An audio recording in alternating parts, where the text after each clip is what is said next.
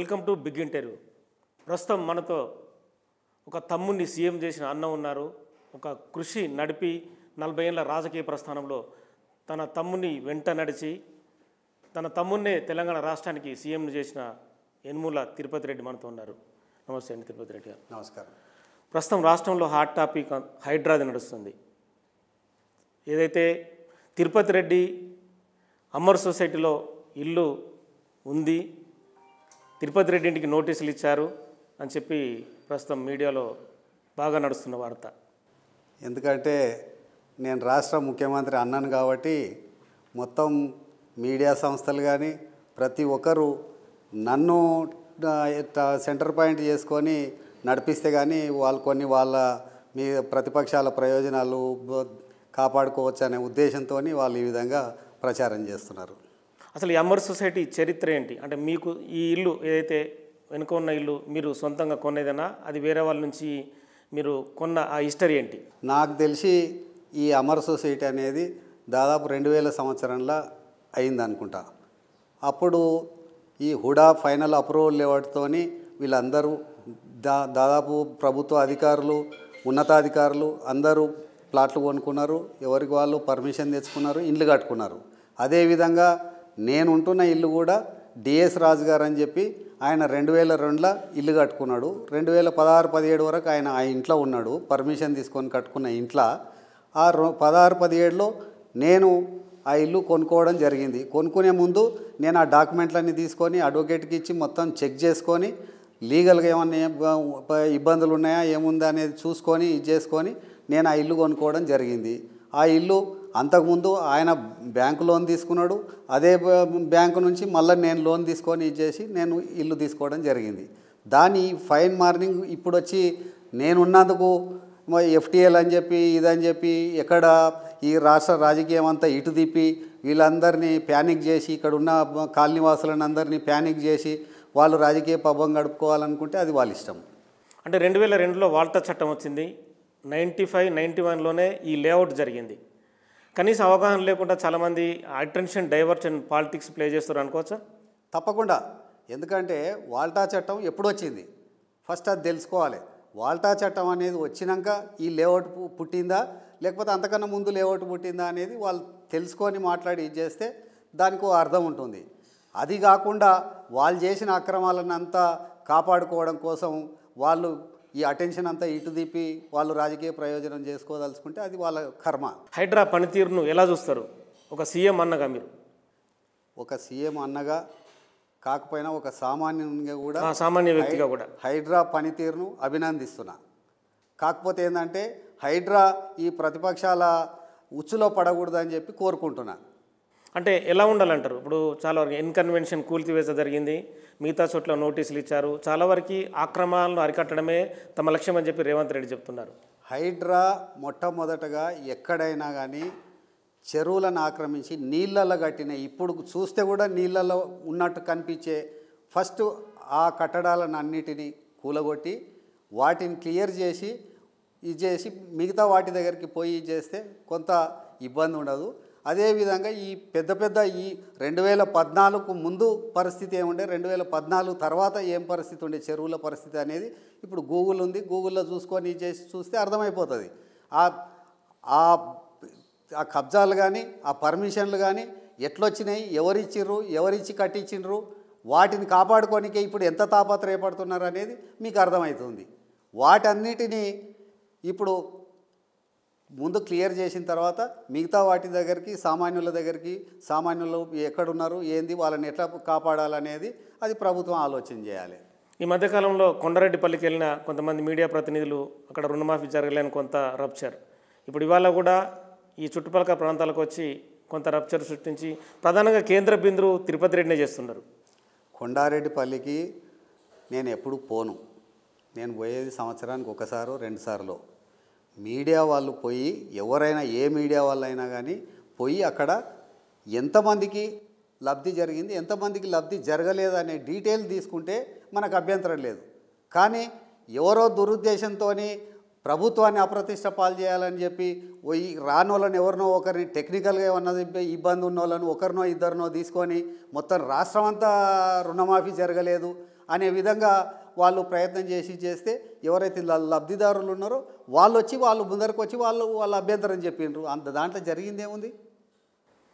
2014 నుంచి 24 వరకు బీఆర్ఎస్ ప్రభుత్వం పాలించింది. చాలా అబ్జర్వేషన్ మీకు ఉండి ఉంటుంది, ఎందుకంటే మీకు 40 ఏళ్ళ రాజకీయ ప్రస్థానం ఉంది. చాలా వరకు మీరు అన్నీ క్లీన్గా చూసే వ్యక్తిత్వం కూడా ఉంది. ఏం చెప్పదలుచుకున్నారు మీరు?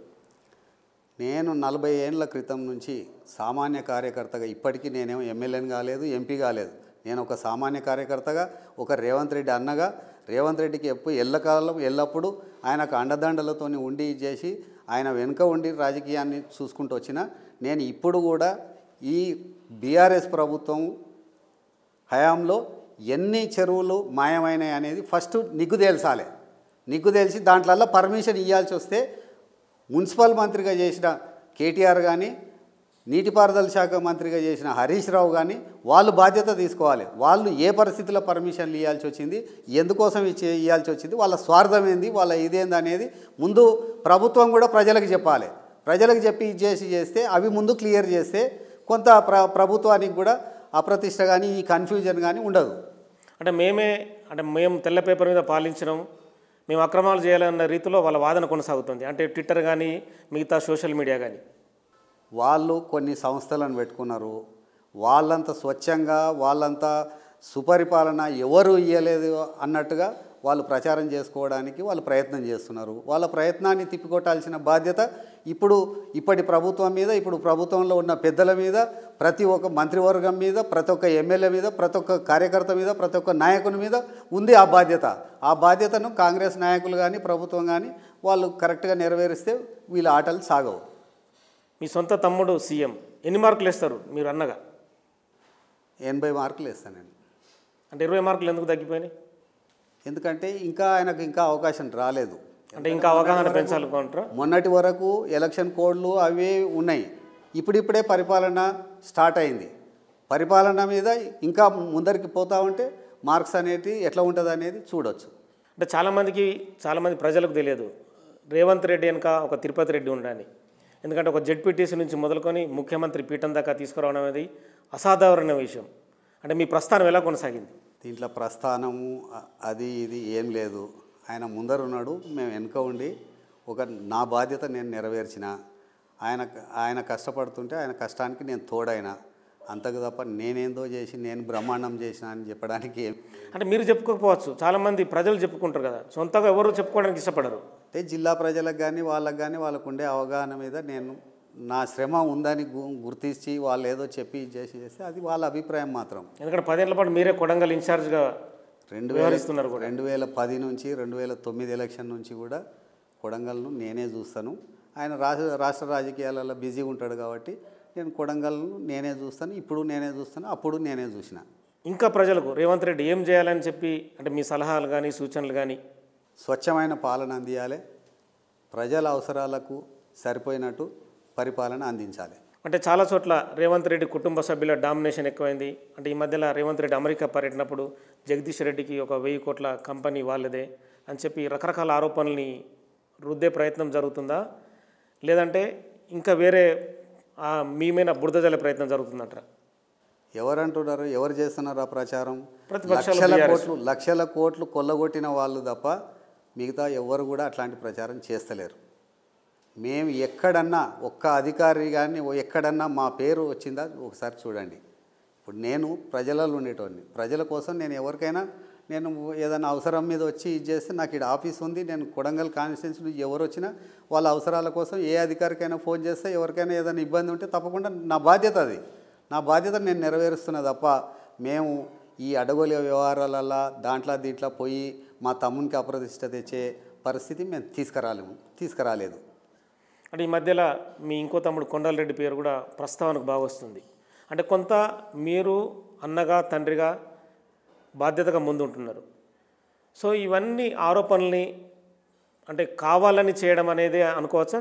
తప్పకుండా. ఎందుకంటే టీఆర్ఎస్లో కేసీఆర్, హరీష్ రావు, కేటీఆర్, కవిత, సంతోష్ రావు వాళ్ళ కుటుంబం వాళ్ళు ఎన్ని అరాచకాలు చేసిర్రు, ఎన్ని అవకతవకలు చేసిర్రు, రాజ్యసభ ఎంపీలు వాళ్ళే, అన్నీ వాళ్ళే. మా ఇంట్లో మేమేంది ఎవరమైనాం? ఏమైనా ఎన్ని అర్హతలు ఉన్నా కానీ ఇవాళటి వరకు నేను ఏది కాలేదు. ఇంత సుదీర్ఘమైన రాజకీయాలలో ఉండి రాజకీయాలు తెలిసిన వ్యక్తిగా, రాజకీయాలు చేసిన వ్యక్తిగా ఇవాళటి వరకు నేను ఏది కాలేదు. ఎందుకు కాలేదు అంటే మేము అంత నిజాయితీగా ఉన్నాము. అవకాశాలు కొన్నిసార్లు అవకాశాలు వచ్చినా కానీ తీసుకోకుండా నిజాయితీగా ఉన్నాం మేము. మమ్మలను ప్రశ్నించే ఇది కానీ ఎవరికి ఆ అర్హత లేదు. మొట్టమొదట కేసీఆర్ కుటుంబానికి అసలు లేదు. కేసీఆర్ కుటుంబమే మేమే తెలంగాణ తీసుకొచ్చినాం, తెలంగాణకి మేమే అన్నీ అంటే కర్మ కర్త క్రియ అన్న రీతిలో వ్యవహారం సాగుతుంది వాళ్ళది. ఎంతమంది శవాల మీద వాళ్ళు పేలాలు ఎరక తిన్నారో వాళ్ళ మనస్సాక్షికి తెలుసు. ఆ వచ్చిన రాష్ట్రాన్ని ఏ విధంగా రాబందులాగా పీక తిన్నారో ప్రజలకు తెలుసు. అందుకోసమే వాళ్ళకి ఏ శిక్ష వేయాలనో ఆ శిక్ష వేసిండ్రు. కానీ దాన్ని తిప్పి చేసి వాళ్ళు ఏదో రాజకీయంగా లబ్ధి చేకూర్చుకోవాలి, మళ్ళా ప్రజలకు పోవాలని చెప్పి ఈ హైడ్రాను అడ్డం పెట్టుకొని చేసి వాళ్ళు చేసిన అక్రమాలను కప్పిపుచ్చుకోవడానికి ఇవాళ ప్రజలకు పోదాం అనే ఉద్దేశంతో వాళ్ళు చేస్తున్న కుట్ర తప్ప దీంట్లో ఇంకేమీ లేదు. మీరు ఒక రైతు కుటుంబం నుంచి వచ్చారు. ఒక రైతుకి ఏం చెప్పదలుచుకున్నారు రుణమాఫీ విషయంలో? రైతులకు జరిగిన రుణమాఫీని జాగ్రత్తగా వాడుకొని వాళ్ళు సుఖంగా సంతోషంగా వాళ్ళ వ్యవసాయం వాళ్ళు చేసుకొని వాళ్ళ పంటలను మంచి ధరకు అమ్ముకొని వాళ్ళు సుఖంగా ఉండాలనేది మా కోరిక. అంటే ఇంకా ఎలాంటి ప్రజాపాలనకు సంబంధించి ఎలాంటి మంచి నిర్ణయాలు తీసుకోవాలని చెప్పి అంటే మీకు అబ్జర్వేషన్ తెలిసి ఉంటుంది కదా. ముఖ్యంగా ప్రభుత్వం రైతులకు, వ్యాపారస్తులకు వాళ్ళందరూ ఏ విధంగా అయితే ఈజీగా అప్రోచ్ ఉండాలనో, ఏ విధంగా అయితే వాళ్ళు మంచిగా ఉండాలనో దానికి సరిపోయిన నిర్ణయాలు తీసుకోవాలని చెప్పి నేను ముఖ్యమంత్రిని, కాంగ్రెస్ ప్రభుత్వాన్ని కోరుకుంటున్నాను. గత 10 ఏళ్ల ప్రభుత్వంలో చాలా వరకు మీడియా పైన కానీ మిగతా వ్యవహారాలపైన చాలా నిర్బంధమే కొనసాగింది. మీరు ప్రత్యక్షంగా కూడా చూసి ఉంటారు. కానీ ఇప్పుడు అదే మీడియాను అడ్డం పెట్టుకొని కొంత రాజకీయాలు చేస్తున్న పరిస్థితి. ఎందుకంటే మీడియాలో చాలామంది జీతాలు తీసుకొని వాళ్ళ దగ్గర ఇది చేసి కూలీ మీడియా అంటారు కదా, అట్లాంటి మీడియా సంస్థలు కొన్ని ఉన్నాయి.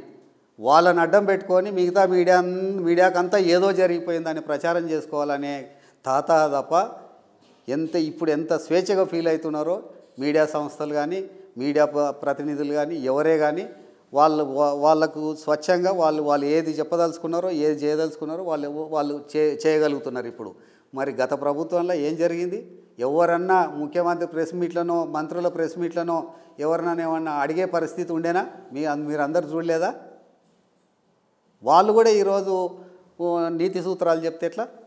అదే నీతి సూత్రాన్ని అడ్డం పెట్టుకుని ట్విట్టర్లో కానీ మిగతా సోషల్ మీడియాలో ప్రాపగండా చేస్తున్న పరిస్థితి. వాళ్ళు బయటకు వచ్చి చెప్పలేరు కాబట్టి ఈ ట్విట్టర్లలో దీంట్లలో తప్ప ఎప్పుడో రేవంత్ రెడ్డి ఎప్పుడో చెప్పిండు కదా, ఆయన ట్విట్టర్ పిట్ట. ఆయన బయటికి వచ్చి ప్రజలలో తిరిగి ప్రజలలో ఉండి ప్రజల సమస్యలు తెలుసుకొని ప్రజల సమస్యల పరిష్కారం కోసం ప్రయత్నం చేసే వ్యక్తి కాదు. ఇది కాదు ఏదో తండ్రి సాటినా తండ్రి ఉన్నాడని చెప్పి ఉద్యమాన్ని అడ్డు పెట్టుకొని ఏదో వచ్చి మంత్రి అయి 10 ఏళ్ళు మంత్రి పదవి అనుభవించి ఇది చేసినోడే తప్ప ఆయన ప్రజలలో ఉండలేడు, ప్రజలకు సేవ చేయలేడు. సో ప్రజలకు సేవ చేయకుండా కూడా విమర్శలు అయితే చేస్తున్న పరిస్థితి అంటారు. ఇంట్లో కూర్చొని ఎన్ని విమర్శలు అయినా చేయొచ్చు. ప్రజలకు రావాలి, ప్రజల కష్టసుఖం ఏందో తెలుసుకోవాలి, తెలుసుకొని మాట్లాడి చేస్తే దాన్ని ప్రజలు కూడా ఆమోదిస్తారు. అంటే రేవంత్ రెడ్డి మంత్రివర్గం కానీ అంటే సాగుతున్న తీరు మీ అబ్జర్వేషన్లో ఏమనిపిస్తుంది? అందులో అందరు సీనియర్ నాయకులే. వాళ్ళ పరిధిలో వాళ్ళు ఎవరి మంత్రి వర్గాన్ని ఎవరి మంత్రి పదవులను వాళ్ళు సమర్థంగా నిర్వహిస్తున్నారు. వాళ్ళు అదే విధంగా కొనసాగాలని కోరుకుంటారు. ఇంకా రైతులకు సంబంధించి రైతు భరోసా కూడా ఇస్తామని చెప్పి ఈ మధ్య రేవంత్ రెడ్డి చెప్తున్నారు. ఇప్పుడు 32,000 కోట్లు రైతు రుణమాఫీ చేసిండ్రు. దాంట్లో కొంత ఇప్పుడు ఆయన రైతు బంధు కానీ ఇది కానీ అది కొంచెం ఏమన్నా లేట్ అయినా కూడా తప్పకుండా ప్రభుత్వం రైతులకు సహకరిస్తుంది. ఈ మధ్య ముచ్చర్ల 4th సీట్ అనేది కొంచెం హాట్ టాపిక్. అంటే హైదరాబాద్ను విస్తరణలో భాగంగా ఉపాధి అవకాశాలు పెంచాలన్న నిర్ణయాన్ని ప్రభుత్వం ముందుకు తీసుకుపోతుంది. మీకు రియల్ ఎస్టేట్ బాగా అనుభవం, సో రియల్ ఎస్టేట్ అనుభవం ఉన్న వ్యక్తిగా ఎలా అనిపిస్తుంది? అంటే హైదరాబాద్ ఇంకా పెంచి ఉపాధి అవకాశాలు పెంచితే బాగుంటుందంటారా? ఇప్పుడు కొన్ని ప్రభుత్వాలు మారినప్పుడల్లా ఒక్కొక్క ఏరియాను తీసుకొని అభివృద్ధి చేయడం జరిగింది. ఒక పక్కకు ఇండస్ట్రీస్ కానీ, ఒక పక్కకు సాఫ్ట్వేర్ సంస్థలు కానీ, ఒక్కొక్క ఏరియాకు ఒక్కొక్క ఇది. ఇప్పుడు రేవంత్ రెడ్డి కూడా ఈ అటుపక్కకు తీసుకొని చేసి అటుపక్కకు హైదరాబాద్ సిటీని విస్తరించాలనే ఉద్దేశంతో ఉన్నట్టున్నారు. మరి దాన్ని ఆ విధంగా చేస్తే అక్కడ ఉండే భూములకు కానీ విలువ పెరిగి ఇండస్ట్రీస్ వచ్చి రియల్ ఎస్టేట్ సంస్థలు వచ్చి ఇది చేస్తే తప్పకుండా సిటీకి లాభం జరుగుతుంది. అదే వేలాది ఉపాధి అవకాశాలు పెరుగుతాయి. ఇంకా కొడంగల్ అభివృద్ధి కోసం కూడా ఈ మధ్య కొంత మీరు ఎఫర్ట్ పెడుతున్నట్టు కనిపిస్తుంది. కొడంగల్ అభివృద్ధికి తిరుపతి రెడ్డి ఇంకా ఏమన్నా చేయాలని చెప్పి ఆలోచనలో ఉన్నారా?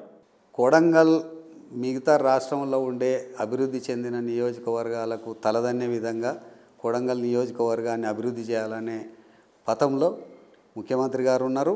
నేను కూడా దానికి అనుగుణంగా నేను కూడా ప్రయత్నం చేస్తున్నా. నా వంతు నేను ప్రయత్నం చేస్తున్నా. కొడంగల్ లిఫ్ట్ ఇరిగేషన్ వచ్చింది, అదేవిధంగా మెడికల్ కాలేజ్ వచ్చింది, ఇంజనీరింగ్ కాలేజ్ వచ్చింది, వెటనరీ కాలేజ్ వచ్చింది. ఈ విధంగా ఎంత వెనుకబడి ఉండేనో ఇప్పుడు అంత అభివృద్ధి చేయాలనే ఉద్దేశంతో ముఖ్యమంత్రి గారు ప్రయత్నం చేస్తున్నారు. ఆ ప్రయత్నం సఫలమవుతుందని కోరుకుంటున్నాను. ధరణి ప్రక్షాళన కొనసాగుతుంది. భూమాత అనేది అంటే పేరు పెట్టకుండా కూడా కొంత తీసుకురావాలనే ప్రయత్నం జరుగుతుంది. గత ప్రభుత్వంలో చాలా వరకు అసైన్మెంట్ ల్యాండ్స్ కానీ వక్ఫ్ కానీ మిగతా చాలా ల్యాండ్స్ని మార్చిన పరిస్థితి. ఎలా ఉండాలంటారు? అంటే ధరణి రూపకల్పన ఎలా ఉండాలంటారు? ధరణి రూపకల్పన అనేది ఎవరైతే ఒరిజినల్ రైతులు ఉంటారో వాళ్ళకు నష్టం జరగకుండా, వాళ్ళకి ఇబ్బంది లేకుండా ధరణి కానీ ధరణి పేరు మీద వచ్చే కొత్త పేరు ఏదైనా ఉండని అది రైతులకు నష్టం జరగకుండా ఉండాలి తప్ప ప్రభుత్వంలో ఉండేటోళ్లకు రాత్రి వేల ఎకరాలకు పేర్లు మార్చి రిజిస్ట్రేషన్లు చేసుకొని వాళ్ళు కబ్జాలు పెట్టి అమ్ముకొని చేసుకునే విధంగా ఉండకూడదు అనేది మాత్రం నేను కోరుకుంటాను. అంటే రియల్ ఎస్టేట్ రంగం అంటే కొంత డౌన్ఫాల్లో ఉందనేది మార్కెట్ టాక్. సో ఇంకా ఎదుగుదల కోసం మీలాంటి వాళ్ళు ఎలాంటి సూచనలు చేస్తారు ప్రభుత్వానికి? రియల్ ఎస్టేటు డౌన్ఫాల్ ఉందనేది కొంతవరకు నిజం కాదు. ఎందుకంటే ఇప్పుడు కూడా గతంలో కన్నా ఎక్కువ రిజిస్ట్రేషన్స్ జరుగుతున్నాయి. కాకపోతే ఏంటంటే ఎలక్షన్స్ ఉండే కొన్ని మంచి రోజులు లేవని ఇదని కొంత స్తబ్దుగా బయట కనిపించినంత ఇది మార్కెట్లో లేదు. ఆ పరిస్థితి బయట అనుకుంటున్నారు తప్ప అట్లా ఇది లేదు. కానీ రియల్ ఎస్టేటు హైదరాబాదులో ఎప్పుడు కూడా రియల్ ఎస్టేట్ పడిపోవడం అనేది జరగదు. దేశం మొత్తం మీద ఇప్పుడు తీసుకుంటే కూడా నేను అనుకుంటా రియల్ ఎస్టేటు ఇది సెకండ్ థర్డ్ ప్లేస్లో హైదరాబాద్ ఉంది. అందుకోసం రియల్ ఎస్టేట్కి వచ్చిన ఇబ్బంది ఏమీ లేదు. రిజిస్ట్రేషన్ ఛార్జీలు కొంతమేర తగ్గిస్తే ఇంకా హైప్ వస్తుంది అనేది కొంతమంది నిపుణులు చెప్తున్న అభిప్రాయం. ఇంకా నిపుణుల అభిప్రాయము, రియల్ ఎస్టేట్ సంస్థల అభిప్రాయం ప్రభుత్వం పరిగణలోకి తీసుకొని వాళ్ళు ఏదైనా నిర్ణయం తీసుకుంటే స్వాగతించవచ్చు. సో సొంతంగా ఇప్పుడు అంటే ఇన్ని 40 ఏళ్ళ రాజకీయ ప్రస్థానం మీకు కొనసాగుతుంది. డైరెక్ట్ రాజకీయాల్లోకి ఎప్పుడు వస్తారు తిరుపతి రెడ్డి అని చాలామంది అంటే మీ అభిమానులు కావచ్చు, శ్రేయోభిలాషులు కావచ్చు, చాలామంది అడుగుతున్న ప్రశ్న ఇది. నన్ను దగ్గరగా చూసిన వాళ్ళందరికీ వాళ్ళకి ఏదైనా అట్లాంటి అభిప్రాయం ఉంటే ఉండొచ్చు. కానీ దేనికైనా సమయం రావాలి. సమయం వచ్చినప్పుడు ఇక ముఖ్యమంత్రి గారు కూడా ఏదైనా నిర్ణయం తీసుకొని, ఎందుకంటే నేను ఒక్కరిని తీసుకొని నేను ముఖ్యమంత్రి గారికి అన్ననైనా కానీ నేను నా సొంత నిర్ణయం అనేది మా ఇంట్లో కొంత ఉండదు. ఏదున్నా ఉమ్మడి నిర్ణయం ఉంటుంది. ఆ సమయం సందర్భం వచ్చినప్పుడు ముఖ్యమంత్రి గారే చెప్తారు ఆ విషయాన్ని. మీరు ఎంతమంది కుటుంబ సభ్యులు? చాలామందికి తెలియదు. అంటే రేవంత్ రెడ్డిది భారీ అంటే పెద్ద కుటుంబం, అంటే వాళ్ళంతా సమిష్టి నిర్ణయం తీసుకుంటారు, ఒకటే దారిలో నడుస్తారని బయట చాలా వరకు టాకు. ఒక్కసారి మీ కుటుంబ ప్రస్థానాన్ని అంటే అందరికీ చెప్పండి. మామూలుగా మేము మా ఫాదర్కి మేము 7 మంది కొడుకులము, ఒక బిడ్డ. 7 మందిలో మా 2 అన్నలు ఇప్పుడు లేరు. మిగతా 5 మంది ఉన్నాం. 5 మందిలో నేను పెద్దవాడిని. రేవంత్ రెడ్డి 4th. తర్వాత తమ్ముడు అమెరికాలో ఉంటాడు. మిగతా 2 తమ్ముళ్ళు ఇక్కడనే మీ అందరికీ తెలుసు. మేము 7 మందిమి, ఒక అక్క, అందరం ఇక్కడనే ఉన్నాం. అంటే మీ తమ్ముడు సీఎం కావడంలో మీ కృషి చాలా ఉందనేది చాలామంది అభిప్రాయం. అంటే ఒక రాష్ట్రానికి ముఖ్యమంత్రి కావడం అనేది అసాధారణమైన విషయం. మీకు తెలియదు ఏముంది? ఒక ఎంపీటీ అంటే ఒక సర్పంచ్, ఒక వార్డు మెంబరు, ఒక సర్పంచ్, ఒక ఎంపీటీసీ, జెడ్పీటీసీ, ఒక ఎమ్మెల్యే కావాలంటేనే మీకు తెలియదు ఏముంది? రాజకీయాల్లో అసాధారణమైన విషయం. కానీ తమ్ముడిని అంచెలంచెలుగా ఎదిగిస్తూ పైకి తీసుకుపోయిన నేను తీసుకుపోవాలనే కోరిక నాకు ఉండొచ్చు, కానీ నేను ఒక్కనిగా తీసుకుపోయింది రాష్ట్ర ప్రజలు ఆమోదించి రాష్ట్ర ప్రజలు తీసుకుపోతే రేవంత్ రెడ్డి ముఖ్యమంత్రి. రాష్ట్ర ప్రజలు తీసుకుపోయినా కానీ ఒక తండ్రిని ఒక కొడుకు వేలుబట్టి నడిపిస్తేనే ముందుకు నడుస్తుంటారు. అది ఉంటుంది. ఎవరికైనా కొంత ఉంటుంది. నా తమ్ముడు ముఖ్యమంత్రి కావాలనో, నా తమ్ముడు ఎమ్మెల్యే కావాలనో, నా తమ్ముడు ఎంపీపీ కావాలనో, ఎవరింట్లో అయినా ఎవరికైనా అన్ననో తమ్ముడో కావాలనే కోరిక ఉంటుంది. తప్పకుండా ఆ కోరిక కోసం మనం కష్టపడాలి, పని చేయాలి. ఆ విధంగా నేను కష్టపడ్డా తప్ప మిగతాదేమి. రాజకీయాల్లో మీరు అపర చాణక్యుడు అంటారు. అంత మేధావిని కాదు, అంత చాణక్యం లేదు. ఏదో నాకు తెలిసిన విధంగా నేను చేసుకుంటూ పోవడం తప్ప, చాలాసార్లు రేవంత్ రెడ్డి ఏది చెప్తే అది చేయడం తప్ప మిగతాది ఏం లేదు. రేవంత్ రెడ్డి కాదు, రేవంత్ రెడ్డికి సలహాలు ఇస్తాడు తిరుపతి రెడ్డి, ఒక నెట్ లాగా ఉంటాడనేది ఒక టాక్. ఏం లేదు, ఎల్లవేళ రక్షణ కవచం లాగా ఎల్లవేళలా అందుబాటులో ఉంటా. ఆయన ఏం చెప్తే అది చేసుకుంటూ పోవడం తప్ప మిగతాది తెలియదు మాకు. ఇంకా గత ప్రభుత్వంలో స్కామ్లకు సంబంధించి విచారణ కొనసాగుతుంది. అంటే మీరు రెగ్యులర్గా ప్రతిదీ అబ్జర్వేషన్ చేసి ఉంటారు రాజకీయాలలో. ఏమంటారు, అక్రమార్కుల్లో ఖచ్చితంగా శిక్షలు పడాలంటారా? తప్పకుండా శిక్ష పడాలి. ఎందుకంటే ఎన్ని అరాచకాలు జరిగినాయి, ఎన్ని అక్రమాలు జరిగినాయి. కండ్ల ముందల కట్టిన ప్రాజెక్టులు 100 సంవత్సరాలైనా ఉన్న ప్రాజెక్టులు ఉన్నాయి, 2-3 ఏళ్లలో కొట్టుకుపోయిన ప్రాజెక్టులు ఉన్నాయి. మరి ఆ కొట్టుకుపోయిన ప్రాజెక్టులు లక్షల కోట్ల ప్రజల సొమ్ము నష్టపోయినప్పుడు మరి ఆ నష్టం చేసిన వాళ్ళకి శిక్ష అనేది ఉండాలి కదా.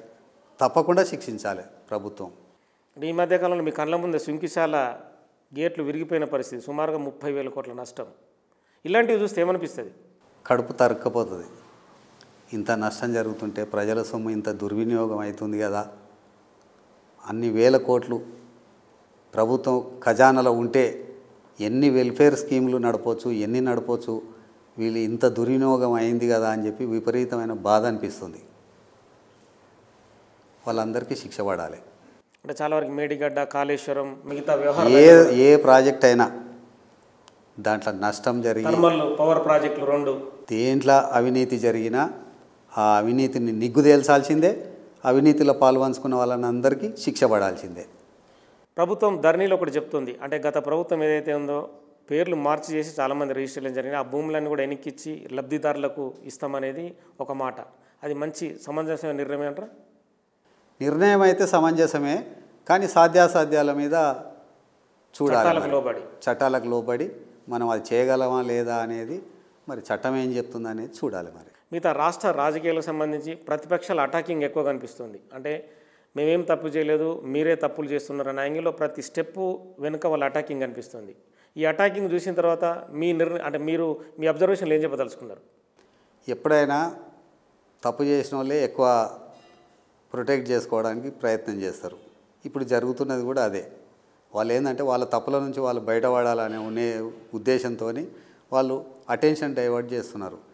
దానికి వీళ్ళు ప్రభుత్వం, ఇప్పుడు మన కాంగ్రెస్ ప్రభుత్వం ఆ ట్రాప్లో పడకుండా వీళ్ళు కరెక్ట్గా ఉండి, కరెక్ట్గా కలెక్టివ్గా ఉండి వాళ్ళని తిప్పికొట్టి సమాధానం చెప్పాలనేది నా ఉద్దేశం. ఇంకా అంటే ముఖ్యమంత్రి రేవంత్ రెడ్డి ప్రజల్లోకి వచ్చి ఇంకా అంటే స్పీడ్గా దూసుకుపోవాలని ఇంకేమన్నా చెప్పదలుచుకున్నారా సలహాలలో? మనం సలహా చెప్పాల్సిన అవసరం రేవంత్ రెడ్డికి లేదు. రేవంత్ రెడ్డి సహజ గుణమే అది. ఎప్పుడైనా ప్రజలలో ఉండాలి, ప్రజలకు ఏదో విధంగా లాభం చేయాలి, ప్రజలకు పనికొచ్చే పని చేయాలి, ప్రజలలో ఉండాలనేదే ఆయన ఉద్దేశం తప్ప వేరే ఉద్దేశం ఉండదు ఆయనకు. ఈ మధ్యకాలంలో రాజీవ్ గాంధీ విగ్రహం ఒక వివాదాస్పదం, తెలంగాణ తల్లి విగ్రహం పెడతామని చెప్పి ఇప్పటికే రేవంత్ రెడ్డి ప్రకటించారు. కొన్ని సిల్లి అంశాల్లో ఇరుకున పెట్టడానికి రకరకాలుగా ప్రయత్నాలు జరుగుతున్నాయి. ప్రతిపక్షం పనే అది కదా. వాళ్ళకు కొన్ని మీడియా సంస్థలు ఉన్నాయి, మీడియా సంస్థలను పెట్టుకొని వాళ్ళు ఏదో హైప్ క్రియేట్ చేసుకుంటున్నారు. కానీ వాస్తవంగా ప్రజలలో ఆ పరిస్థితి లేదు. వాళ్ళు ఏదైతే అనుకుంటున్నారో ఆ పరిస్థితి లేదు. ప్రజలలో అంత రియాక్షన్ లేదు. వీళ్ళని అసలు ఎవడు లెక్క పెట్టట్లేదు. వీళ్ళు ఎంతసేపు ఆ మీడియా ముందు వచ్చి మీడియాలో కొద్దిసేపు ఏదో అలరి పెట్టి ఏదో చేసి ప్రభుత్వాన్ని అప్రతిష్ట పాలు చేయాలనే ఉద్దేశంతో చేసి ఇంటికి పోయి పండుకోవడం తప్ప వాళ్ళు ప్రజలలో పోయేది లేదు, ప్రజలలో ఉండేది లేదు, ప్రజల కోసం పనిచేసేది లేదు. కవిత అరెస్టు, విడుదల రెండింటిపైన ఏం చెప్తారు తిరుపతి రెడ్డి? నేను చెప్పేదానికన్నా మీరే ఇంకా బాగా చెప్పాలి. ఏదైనా సరే అక్రమే, స్కామ్లు ఏదైనా సరే స్కామ్లో ఉన్నదని కేంద్ర ప్రభుత్వాలన్నీ డిసైడ్ చేసి అరెస్ట్ చేయడం జరిగింది. తర్వాత ఓవరోవరికి ఎట్లెట్లా బెయిల్ వస్తున్నాయి, ఎట్లెట్లా ఇది అవుతున్నది. బెయిల్ వచ్చేది కేటీఆర్ హరీష్ రావుకు ముందే ఎట్లా తెలిసింది? 1000 మంది, 100 వెహికల్స్, 100 మంది పోయి ఆడ ఇచ్చేసి బాణసంచాలు ఇవి అవి కాల్చి చేసి తీసుకొచ్చిరంటే బెయిల్ ఎట్లా వచ్చిందో అర్థమైపోతున్నది. ఇక దాంట్లో మనం ఎవరిని అనడానికి ఎవరిని చేయడానికి ఏముందాడా? ప్రజలకు అర్థమైపోయింది బెయిల్ ఎట్లా వచ్చింది, దాని కారణం ఏందనేది. మీకు అంటే పార్లమెంట్ బయటకు ఎలక్షన్ వచ్చిన తర్వాత పార్లమెంట్ ఎలక్షన్లు చూస్తే తెలియలే మీకు 8 సీట్లు రావడం. 8 సీట్లు వచ్చిన వాళ్ళకి 8 సీట్లు వచ్చినాయి. అసలు ఒక సీటు కూడా 14 సీట్లు 12 సీట్లు గెలిచిన వాళ్ళు జీరోకి ఎట్లా వచ్చిండ్రో చూసిండ్రు మీరు. నేను ఎలక్షన్ చేసిన కదా నేను ఆ రోజు గ్రౌండ్ లెవెల్లో ఉన్నారు కదా. పోలింగ్ రోజు టీఆర్ఎస్ క్యాడర్ అంతా బీజేపీకి ఓట్లేయని చెప్పి చెప్పింది బూతుల దగ్గర. ఓపెన్ సీక్రెట్ అది. అదేదో సీక్రెట్గా ఎవరు కనుక్కునాల్సిన పని లేదు, ఎవరు ఇది చేయాల్సిన పని లేదు. ఇప్పుడు కూడా కవిత బయటకు వచ్చి అంటది, నేను ఎవరిని వదిలిపెట్టను, వాళ్ళ సంగతి చూస్తానే యాంగిల్లో మాట్లాడింది బయటకు వచ్చిన. అవును, చూడాల్సిందే. మోడీది అమిత్ షా సంగతి చూడాలి. ఎవరి సంగతి చూస్తుంది ఆమె? వాళ్ళిద్దరి సంగతి చూడాలి. మరి ఇంకెప్పుడు మొదలు పెడుతుందో మనం కూడా చూద్దాం. మరి మీ సొంత తమ్ముడు సీఎంగా ఉన్నా కూడా తిరుపతి రెడ్డి సాదాసీదాగా వ్యక్తిగా ఉండడానికి గల కారణం? సాదాసీదా ఉండకపోతే ఏముంటుంది? ఎప్పుడు ఎట్లున్నానో ఇప్పుడు కూడా అట్లే ఉన్నాను నేను. అంటే ఏం మార్పు కోరుకుంటున్నారు మీరు? అంత అట్టహాసం ఉండాలా? ఇంకేమన్నా మార్పులు కోరుకుంటున్నారా? అంటే చాలామంది అనుకుంటారు కదా, అంటే తమ్ముడు సీఎం అయినా కూడా మామూలుగా వెళ్ళడం, మామూలుగా ప్రజల్ని కలవడం, పలకరించడం. నేను రోజు పొద్దున 9-9:30 ఇక్కడ కూర్చొని ఎంతమంది వస్తే అంతమందిని కలిసి ఎవరికైనా వాళ్ళకు కష్ట సుఖాలు తెలుసుకొని ఎవరికైనా ఫోన్ చేయాలనో ఇది చేయాలనో ఏదైనా ఉంటే చేసి, నాకు రోజు ఏండ్ల నుంచి చేస్తున్న పని అది. ఇప్పుడు కూడా అదే పని చేస్తున్నాను నేను. దాంట్లో కొత్తది లేదు, పాతది లేదు. అంటే ఇంకా రాష్ట్రం ఇంకా ముందంజలోకి వెళ్ళాలంటే అంటే విలువైన సలహా మీరు ఏం చెప్పదలుచుకున్నారు? గతంలో చాలా వరకు వెనుకంజ జరిగింది. 10 ఏళ్ళ బీఆర్ఎస్ ప్రభుత్వంలో వెనుకబడ్డదని చాలామంది విమర్శిస్తున్న పరిస్థితి. గత ప్రభుత్వంలో వెనుకబడ్డది అనేది వాస్తవం. ఎందుకంటే ఏ పని అన్నా తీసుకో, 1000 రూపాయలు ఖర్చు అయ్యేదాన్ని 10,000 ఖర్చు చేసి వాళ్ళు చేసినట్టు చేసిండ్రు తప్ప ఏది చేయలేదు. ఇప్పుడు అట్లాంటి పరిస్థితి లేకుండా ఏది ఎంతలా జరిగేది ఉంటే అంతలనే జరిపి చేసి అవినీతికి తావు లేకుండా ప్రజలకు పరిపాలన అందించాలనేది నా కోరిక. చాలామంది ఎమ్మెల్యేలు బీఆర్ఎస్ నుంచి కాంగ్రెస్కు వలస వస్తున్న పరిస్థితి. రాజకీయంగా చెప్పడానికి ఏం లేదు. వాళ్ళకు ఉండే పరిస్థితులు, నియోజకవర్గాలలో ప్రజల ఒత్తిడి. మీరు ఈ టీఆర్ఎస్లో ఉండి టీఆర్ఎస్ వాళ్ళు బీజేపీకి అమ్ముడపోయినాక నువ్వు ఈ టీఆర్ఎస్లో ఉండి నువ్వేం చేస్తావు అనే ప్రజల ఒత్తిడికి తట్టుకోలేక వాళ్ళు ఇక విధి లేక కాంగ్రెస్లోకి వచ్చి కాంగ్రెస్లో ఏదో ప్రజలకు ఏదైనా సేవ చేయాలి, అభివృద్ధి చేయాలనే ఉద్దేశంతో వస్తుండొచ్చు. దాన్ని స్వాగతించాలి. అంటే ఈ మధ్యకాలంలో అంటే బీజేపీ బీఆర్ఎస్ కలిసిపోయి రేవంత్ రెడ్డిని ఇరుకుండబెట్టే ప్రయత్నం జరుగుతుందని అంటే కొన్ని వర్గాలు మాట్లాడుకుంటున్నాయి. తప్పకుండా అది ఎప్పుడు జరిగేదే. బీఆర్ఎస్ బీజేపీ ఒకటి అనేది ఎప్పుడో డిసైడ్ అయిపోయింది. డిసైడ్ అయిపోయినాక మనం కొత్తది ఎందుకు కోరుకుంటాం? వాళ్ళు ఇప్పుడు మీరు అసెంబ్లీలో చూడలేదా? బీజేపీ వాళ్ళకి అందరికీ హరీష్ రావు నకల్ చిట్టీలు అందించినట్టు స్లిప్లు అందిస్తున్నాడు. ఇంకా దాంట్లో ఇంకా సీక్రెట్ ఏముంది? వాళ్ళిద్దరు కలిసే పని చేస్తున్నారు, కలిసే ఎలక్షన్లకు పోయినరు. భారతదేశంలో చాలా చోట్ల బీజేపీ ఆపరేషన్ చేస్తుంది ప్రభుత్వాలను కూల్చడానికి. తెలంగాణలో కూడా అట్లాంటి ఆపరేషన్ జరుగుతుందనేది అంటే ఇన్పుట్స్ కొంతమంది ఎమ్మెల్యేలను ఆఫర్ చేస్తారు అనేది ఒక టాకు. అంటే 50 నుంచి 100 కోట్లైనా ఇస్తాం, మీరు మా దాంట్లోకి రండి, ఆ ప్రభుత్వాన్ని కూల్చేద్దామని యాంగిల్లో. కేంద్ర ప్రభుత్వం బీజేపీ చేతిలో ఉంది. బీజేపీ అమిత్ షా, నరేంద్ర మోడీ గత 10 సంవత్సరాల నుంచి ఎన్ని రాష్ట్ర ప్రభుత్వాలను కూల్చిండ్రు, ఏమి చేసిరు అనేది అందరికీ తెలిసిన విషయమే, కొత్త విషయం ఏం లేదు. కొందరిని రిజైన్ చేపించి పార్టీలకు తీసుకున్నారు బలవంతంగా, అదిరిచి బెదిరించి. ఇప్పుడు ఇక్కడ ఏమన్నా ఇంకా ఇప్పటివరకు స్టార్ట్ చేసిరని అనుకోను. ఏమైనా స్టార్ట్ చేస్తే దానికి సరిపోయిన నిర్ణయం ప్రభుత్వంలో ఉన్న పెద్దలు, కాంగ్రెస్ నాయకులు, కాంగ్రెస్ పెద్దలు వాళ్ళు కలిసి నిర్ణయిస్తారు. నిర్ణయించి దాని ప్రకారం ప్రజలకు పోతారు. 10 నెలల కాంగ్రెస్ పాలన అంటే కొంతమేర అభివృద్ధి సాధించినట్టేనా? తప్పకుండా అభివృద్ధి సాధించినట్టే. ఎందుకంటే ఈ 10 నెలల్లో ఎక్కువ రోజులు ఎలక్షన్ కోడ్లనే జరిగిపోయింది. ఇక ముఖ్యమంత్రికి కానీ మంత్రివర్గానికి కానీ ప్రభుత్వానికి కానీ కొంత ప్రజలకు పోయి పనిచేసే అవకాశం ఉన్నంతలా వాళ్ళకు వచ్చిన అవకాశాన్ని వాళ్ళు సద్వినియోగం చేసుకొని అభివృద్ధి చేసిరని అనుకుందాం. నెక్స్ట్ కొడంగల్ ఎమ్మెల్యేగా తిరుపతి రెడ్డి పోటీ చేస్తారని టాక్. హైదరాబాద్కు రేవంత్ రెడ్డి వస్తారని ఊహాజనితం. ఎందుకు రేవంత్ రెడ్డి కొడంగల్ను వదిలేది లేదు. పర్మనెంట్. పులివెందులకు జగన్ కుటుంబం, రాజశేఖర రెడ్డి కుటుంబం ఎట్లనో, సిద్దిపేట కేసీఆర్ కుటుంబం ఎట్లనో, కేసీఆర్ ఎట్లనో, హరీష్ రావు ఎట్లనో, రేవంత్ రెడ్డి రాజకీయాలలో ఉన్న రోజు ఎమ్మెల్యేగా నిలబడేటన్ని రోజులు రేవంత్ రెడ్డి కొడంగల్ నుంచి నిలబడతాడు. మారే ప్రసక్తి లేదు. మరి తిరుపతి రెడ్డి ఎక్కడి నుంచి పోటీ చేస్తారు? పోటీ అనేది అది మా కుటుంబ నిర్ణయం. ఆ సందర్భం వచ్చినప్పుడు కుటుంబంలో చర్చించి రేవంత్ రెడ్డి నిర్ణయం తీసుకొని రేవంత్ రెడ్డి చెప్తాడు ఆ విషయాన్ని. Okay, thank you. సో మొత్తానికైతే ప్రజాక్షేత్రంలో ఖచ్చితంగా రేవంత్ రెడ్డి కొడంగల్ నుంచి అంటున్నారు. కాంగ్రెస్ అభివృద్ధి పథం వైపు ముందుకు సాగుతుంది. ప్రజాక్షేత్రంలో ఖచ్చితంగా రేవంత్ రెడ్డి వెనుక ఉండి తాను కొట్లాడతాను, తాను తమ్ముడికి ఎట్లయినా కూడా సలహాలు సూచనలు మేము కూర్చున్నప్పుడు ఖచ్చితంగా మాట్లాడుకుంటామని చెప్తున్నారు. Signing off, keep watching Big TV.